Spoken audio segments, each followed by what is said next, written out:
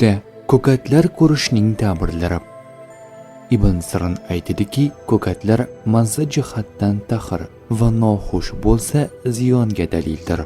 Tushda ko'kat ko'rish hayotda baraka va yaxshi yangilik kelishiga ishora.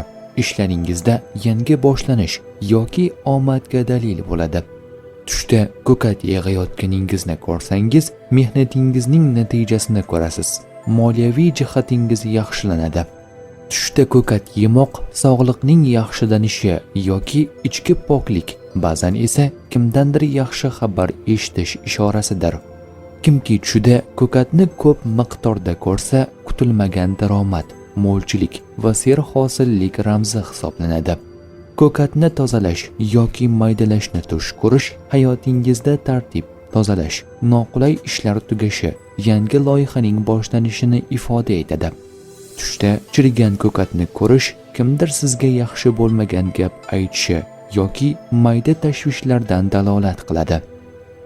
Tush ta'birlari bashorat emas, barcha narsani bilguvchi zot yagona Allohdir.